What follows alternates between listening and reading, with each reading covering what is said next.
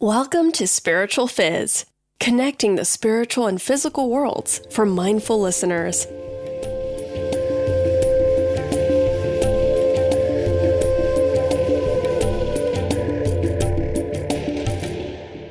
Hello everyone, I'm your host Russell Sureth, and thank you for joining the Spiritual Fizz podcast. In this episode, you'll hear about newsworthy events that have a spiritual nature to them. Then we'll talk with our featured guest, Giovanni Densman. He's a writer, meditation teacher, and coach. He's been meditating for more than 17 years with over 8,000 hours of practiced meditation. We're talking with Giovanni today about how he incorporates spirituality into his life and how we can do the same.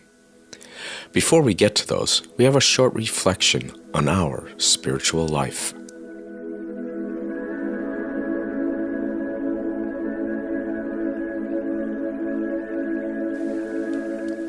Watching where someone else is going can make us stray from our own path. Our path is solely our own and is never the same as someone else's path. When we go for a walk in the woods and pay too much attention to another person's footsteps, it's easy to stumble or even find ourselves on the wrong trail. Pay attention to where you are going. Watch for the obstacles on your way and stay on the true path that is yours.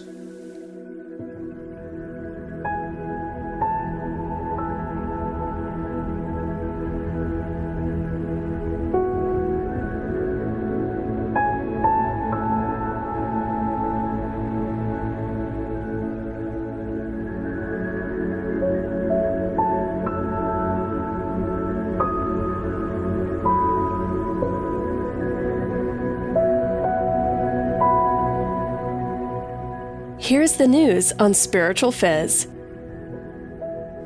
We have some interesting spiritual events coming up soon on the calendar. His Holiness Pope Francis will be taking an apostolic visit to Dublin, Ireland for the Festival of Families on August the 25th. His Holiness the Dalai Lama will give a 4-day teaching on the fundamental wisdom of the Middle Way in Dharamsala, India from September 4th through September the 7th.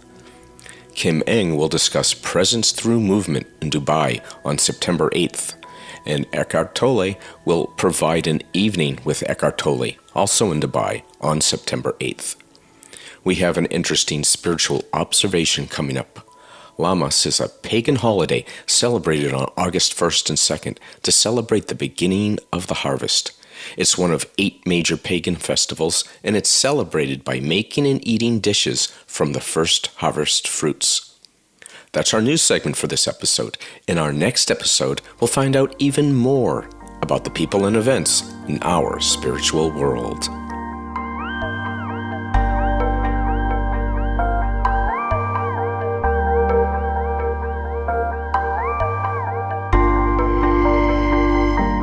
Now we'll hear from our featured guest on the Spiritual Fizz show. So attention is what gives life to things for us. Once you realize that, then you see how important it is to become aware of how you're using your attention. What are you paying attention to? Are you paying attention to the things you want to increase in yourself, in your life, in your environment? Or are you paying attention to things that you don't want? And your attention is just stuck in those negative patterns, like a broken record. That was Giovanni Densman. He's a writer, meditation teacher, and coach. He has been meditating for more than 17 years with over 8,000 hours of practiced meditation. His popular blog and website at liveanddare.com shows people how to meditate and helps them bring spirituality into their modern life. We're talking with Giovanni today about how he incorporates spirituality into his life and how we can do the same. Hello, Giovanni, and welcome to the Spiritual Fizz podcast. Hi, Russell. Thank you very much for having me. I'm looking forward to our conversation. Okay, great. Hey, I was reading your blog. You have a lot of interesting things there, and I was watching some of your videos on YouTube too. Very, very cool. Now, of course, on this show, we're talking about spirituality. Tell us, from your viewpoint, why do we need spirituality, and what is the point of all of it? Mm-hmm. So we are spiritual beings by nature. If we don't integrate spirituality in our lives, Mm-hmm. however much success we may have in other aspects of our lives, a day will come where we feel like something is lacking. I lack a greater sense of purpose or direction or meaning in my human life. We may have all the comforts that materialism can offer, and there's nothing wrong in having them. And we may have a great career and a beautiful family, and our desires may be easily fulfilled in our daily life, but still there is this deeper itch that Mm-hmm. some people are aware of, or many people become aware of at a certain point in their lives. And that itch needs something deeper, something more existential to scratch it. And I feel that spirituality, at least for me and many people that I have met, is the only thing that really scratches this deeper itch that we have. That's interesting.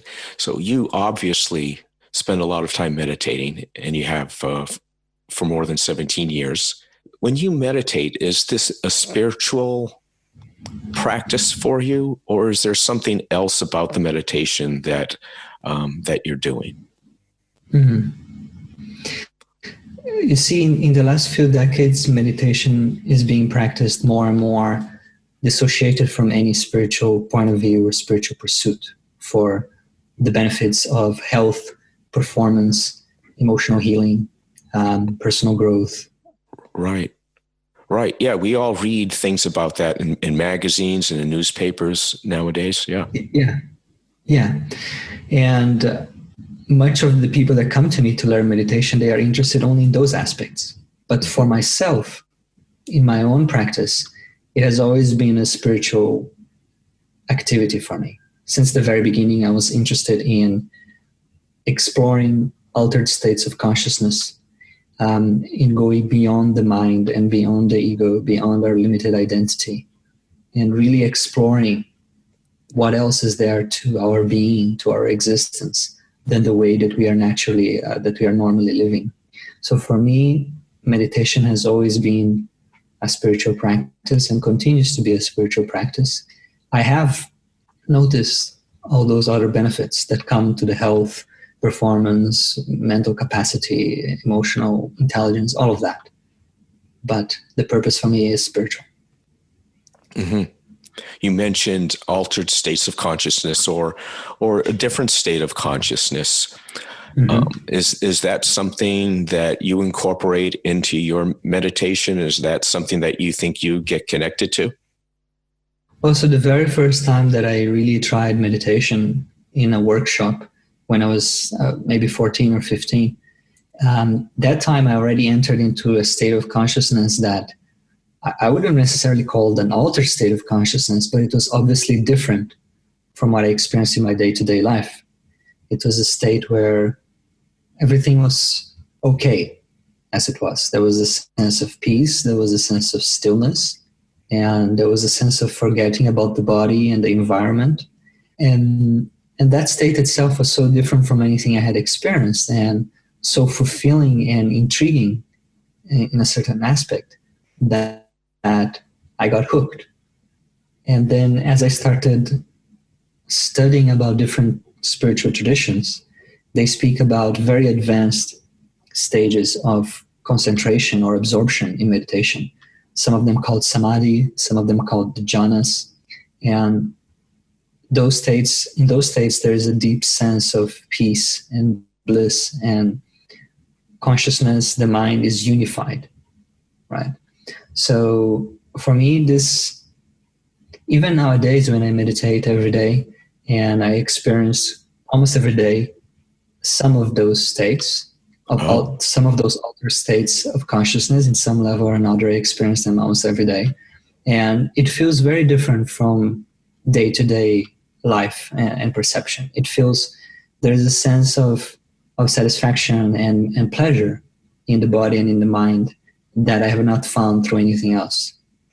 Oh, that's interesting. So in your daily meditation that you do, you sometimes get to that different state of consciousness and other times you don't. Why do you think that might be? Well, the mind is conditioned to working in an external mode, always working through the senses, through the memory and imagination, and interacting with the external world, right? So through meditation, what we're trying to do is temporarily shut down the doors of the senses and shut down the chatter of the mind so that the inner world opens up for us, right? Just to give you an example, when a person becomes blind, he loses the main sense, the sense that occupies most of the brain, which is sight. When the person loses that sense, all the other senses become so much more heightened, especially the sense of touch and the sense of hearing, right? Because they have to make it up for that lost sense. Right. So if you think about meditation as an exercise in which temporarily you withdraw the mind from all your senses, right? With practice that leads to kind of shutting down the senses, the five senses to the external world. They are shut down temporarily during meditation. And then your internal vision, your awareness of your internal world, and more subtle states of awareness, of consciousness, they start to become present. In this description that you have, and one of the blog items that I read on your website, is something called attention. And attention seems to be very important. And why is the way we use attention important? Well, most spiritual traditions teach us that we are not the body, that we are spirit or soul or consciousness, right? Yeah, right. Especially in the Eastern traditions, the teaching is that your soul, your real self, it is of the nature of pure consciousness or pure awareness. And attention is like the flashlight of consciousness. To that you pay attention to, that comes to life. Everything else that you're not paying attention to doesn't exist for you, right? So throughout our day, there are so many inputs that are coming through to our consciousness, to our mind. Right, lots. Even just driving, a simple thing like driving a car has a lot of things. Exactly. And so these are just like the five senses. Now, even if you forget the five senses and you go inside the mind, every moment there's so many different thoughts, perceptions, memories, subtle feelings, desires, all of these different types of mental phenomena are arising from moment to moment in our awareness. Yeah. Okay. But the ones that will stick, the ones that will grow, are the ones that we pay attention to. And the ones that we withdraw attention from, they will slowly lose power and lose meaning in our life, and they will fade away. So, for instance, one way of increasing the states of mind and the type of thoughts that you want to have more in your life is to pay attention to them, right? Attention is like this food for the mind. And another way and in the same way, if you want to decrease the presence of undesirable traits, emotions, memories, you stop paying attention to them. When they come up, you change your attention to something else.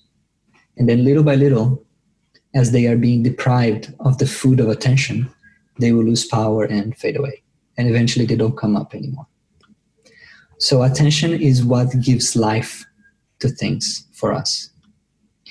Once you realize that, then you see how important it is to become aware of how you're using your attention. What are you paying attention to? Are you paying attention to the things you want to increase in yourself, in your life, in your environment? Or are you paying attention to things that you don't want?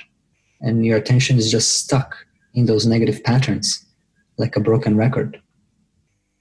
And the role of meditation as an exercise of training your attention, of training your awareness, the role of meditation is to make you aware of how you're using your attention and to give you the power to reclaim the way you're using your attention. And that is something we do hundreds of times every time we sit to meditate. Let's say we decide to meditate on our breathing. We have the intention of keeping the attention on the breathing, right? And we keep it there. Right. Then after 4 seconds, we realize it's gone. It's somewhere else. When we notice that, we then bring it back, So we are training multiple times this ability of becoming aware of what's happening to our attention and placing our attention where we want it to be. And that translates into a kind of superpower in our daily life. Uh-huh. I also read on one of your blogs that there's a lot of misconception that meditation is effortless. And we've been talking about meditation a lot and going into some details about that. Tell us about the role of effort in the practice of meditation. So this is a really tricky subject because there's some truth to the saying that meditation is effortless, but it's as you said, misunderstood. So the first thing to understand is that when you don't apply effort onto something, that thing tends to remain as it is. Okay? That's like the law of inertia in physics. A thing will remain as it is until something else moves it. Right. Yeah. Good point. Our body, the nature of our body is to become old, dirty, and sick. Right? That's the nature of our body. Right. Unfortunately, I've noticed that about myself too. So if we want to keep our body clean and healthy, we need to make an effort. Mm-hmm. And this effort is a daily effort, right?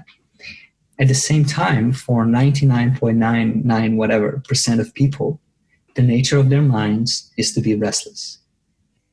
It is to be reproducing the past and being anxious about the future. Yeah. It is to be lost in imagination and fantasy. It is to be creating suffering and disturbance to itself. That's the nature of most people's mind. Yep. So if you want to change that, you will need to apply some effort.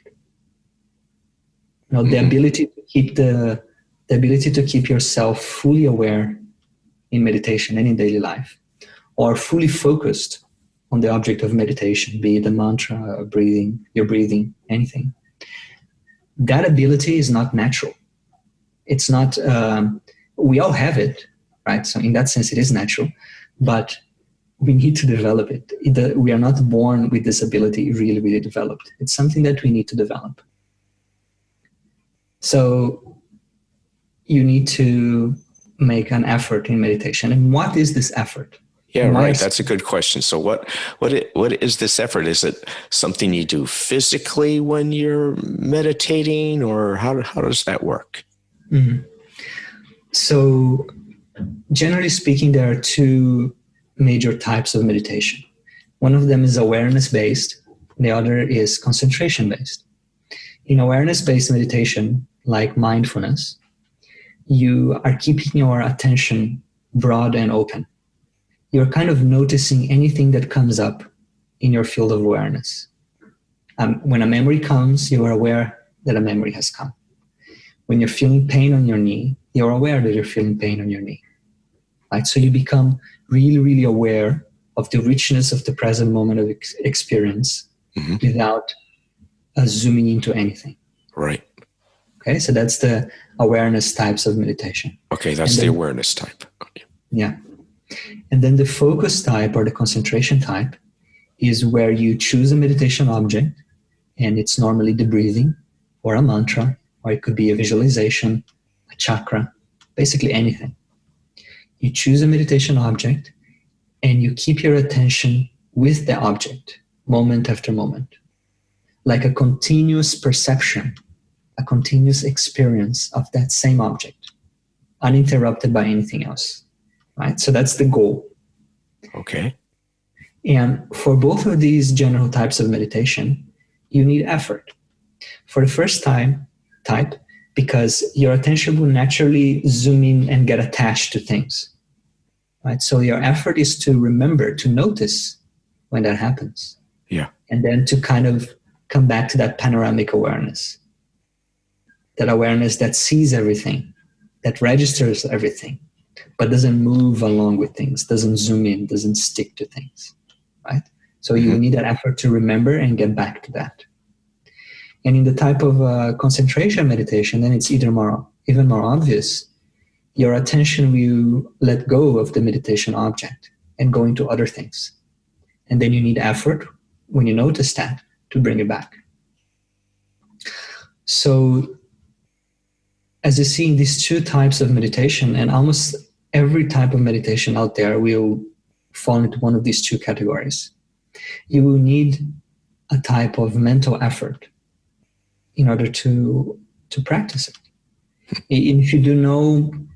If you just sit quietly with your body and you do no mental effort and you just be there, there's no doubt that you will experience relaxation. There's no doubt that you will experience some degree of rest and peace. And there's no doubt also that the mind will quieten down a little bit, because you have closed your eyes, you're not doing anything, your body is moveless. So of course the mind is going to quiet down a little bit. But you will not really develop the skill of meditating unless you apply that effort. I also read some things pertaining to how spirituality and meditation can help us in our everyday life, in our modern world. For example, how can we use spirituality to deal with difficult people? Because in our modern day world, we come across difficult people every day. Whether it's because of something that just happened with maybe a car accident or something, but we come across difficult people. So how can spirituality or meditation help us to deal with that? Yeah, that's a great question, and there are many ways to address it. The first thing I want to say is spirituality is not only a practice. It's not like a self-help tool that when you are facing something hard, you go and you apply it, like a stress relief ball or something like that. Spirituality is really a way of life, and it's a way of seeing yourself and seeing the world. If you adopt a more spiritual way of seeing life, naturally many negative emotions will have less power over you, right? So just a quick example that comes to my mind is, if you don't have a spiritual point of view, then unavoidably you will feel that life is unfair, right? Because people do wrong things and get away with it, and other people do the right thing and they have no benefit and no result from that, right? So you have no idea about karma and rebirth, you will feel that life is unfair. And so whatever you can get away with, that's fine. The law is the only thing that is there to tell what is right and what is wrong. And if you can do something and that is not right, but nobody knows, then it doesn't really matter. Right? There's no strong sense, there's no strong foundation for ethical living, in my point of view, without spirituality of some sort.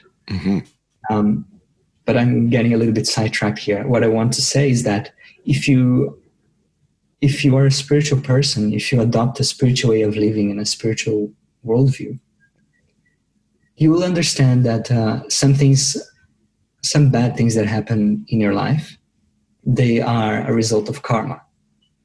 Or you can see that some bad things that happen in your life, they are an opportunity for you to practice your spirituality, to polish yourself, to grow. When you see it like that, then the difficult people and the difficult circumstances that come in your life, they are met from a very different place. Yeah, a place where maybe there are points along a path that you're supposed to be taking. Yes, exactly. They are part of your growth. They are either the results of your own actions in the past, if you believe in karma, or from a more pragmatic point of view, they are part of your growth. Every person and every event of your life can be seen as a mirror.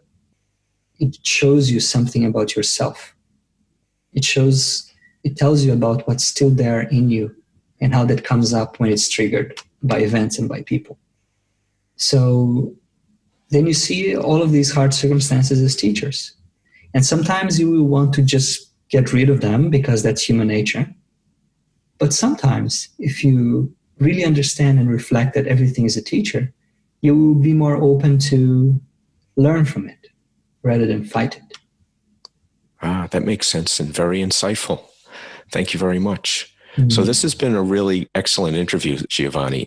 So what's coming up for you? I think that I read something on your blog that you have a new book coming out, or do you have any other new projects you're working on? Sure. So I did write a book with DK, which is a publisher part of the Penguin Group. Oh. And it will be published in August this year, 2018. Mm-hmm. It will be published in the US, UK, Australia, and possibly some other countries as well.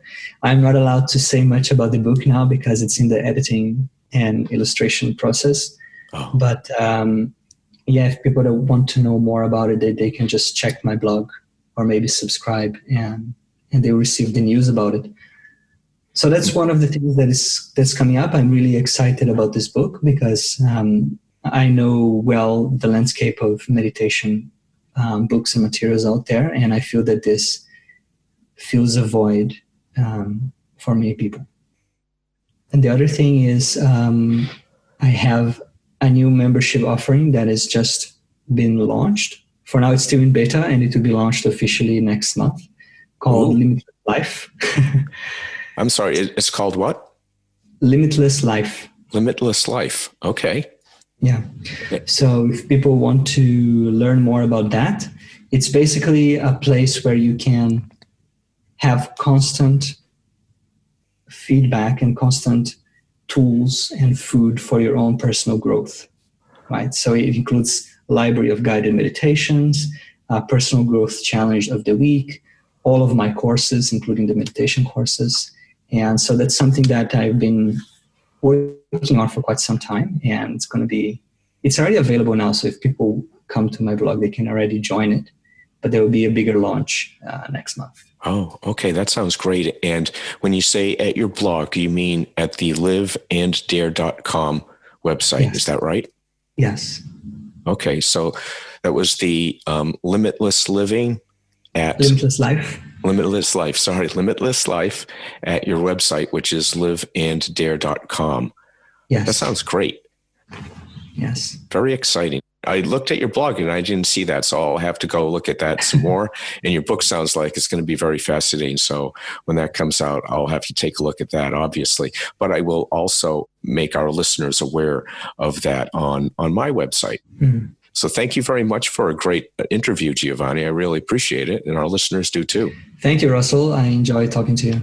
Before you leave, can you give our listeners some words of wisdom about either meditation or spirituality in general? Sure. So I would like to invite everyone to create some time in their lives for stillness, for awareness, for spiritual exploration. Some time and some space where you don't need to worry about anything else and you're just sitting quietly and meditating. Or you're reading a good spiritual book, or you're thinking really deeply about what you want from life. Where are you going? And what really fulfills you and gives you meaning, direction, and purpose in your life. And if you create space in your everyday life, it can be 5 minutes in the beginning. Maybe by the time it becomes half an hour. If you create space for spirituality and for meditation in your life, after some time, this will become so deeply part of who you are, of your life, that you will not want to ever stop it. And you will just want to create more and more time for it because you see the benefits of the transformation it's bringing.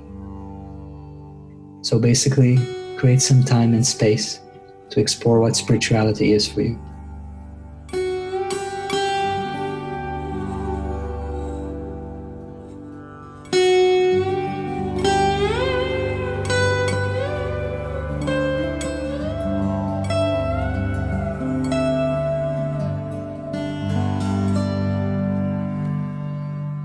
Thank you for listening to this episode of Spiritual Fizz. Our website is located at spiritualfizz.com/podcast. Please support us by subscribing to this podcast on iTunes and tell your friends about us. We look forward to being with you next time when we talk more about the connection between the spiritual and the physical worlds.